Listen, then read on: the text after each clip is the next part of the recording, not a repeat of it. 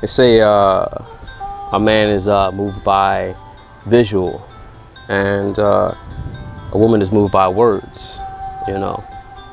But, you know, what's missing is the criteria behind the theory or the belief. Now, a woman is moved by your words, but more importantly, she's moved by the gravity of your words. See, it's not just the conviction of your words, but it is the authenticity of your words. Yeah. A lot of guys like to talk about, you know, fancy ways of putting things. You could just make things plain with a woman and mean what you say and say what you mean. See, the thing is, a lot of you guys don't really understand the man that you are.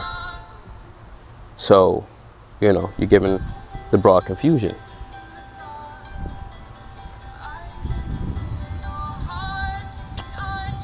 See, a woman can't define exactly what a man is. She can only agree to one when she sees it.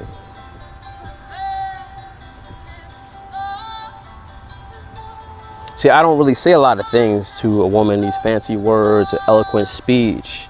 You know, when I'm talking to a woman, I'm listening to her. I'm listening to her history. You know, it's not necessarily a mystery to me, man. She's going to tell me everything. You know, she's going to explain her heart's desires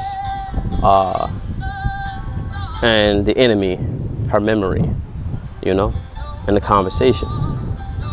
And I'm just going to simply ask her this one thing: is she looking for leadership? Because the thing is, that's what it comes down to. Women seek guidance. So you might think that this woman is actually, you know, going out throwing a woman in all the places, man, but all she really is looking for is leadership. She's looking for an opportunity to be rescued. So she's putting herself in a position to be rescued. She might not have been taught how to position herself to be rescued. It's like my man TD Jakes said, reposition yourself, right? See, the thing is, a lot of females don't know how to reposition themselves, let alone to position themselves. They might have positioned themselves in a wayward way that might seem wayward to you, but it actually isn't wayward, man. It's survival. Because the thing is, if a woman didn't get or receive the fatherhood and the father within her home, or she didn't have the father, what she's going to basically do is try to seek for it outside the home. And then what she basically gets, she gets burnt out by some wolves, you know, in sheep's clothing. It's like a lot of these guys that, you know, take on these strategies and techniques, because the thing is, you're trying to come in a woman instead of showing a woman how to help you to come up. She's a great assistance. See, a woman is an auxiliary wheel to your vehicle.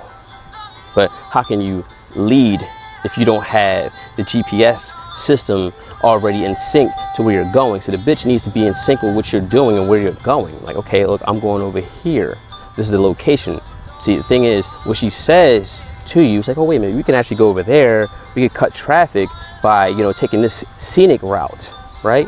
We can get there much faster. Yeah. This is just a random spit, man, but this is blessings to the family and, you know, to the listeners, man, because I want you to get this right, man. I want you to have proper game and have proper balance. See, the thing is, the more centered you are, the more potent your game is. What I mean by that is, the more centered you are in God, the more you stand as a man in God, you will know the game. You will have the effect. See, the thing is, it's like this. It's about power, possession, and position. Look at the conversation in the garden. Power, possession, and position. That's the reason why she found the serpent's authority more appealing than Adam's. Right?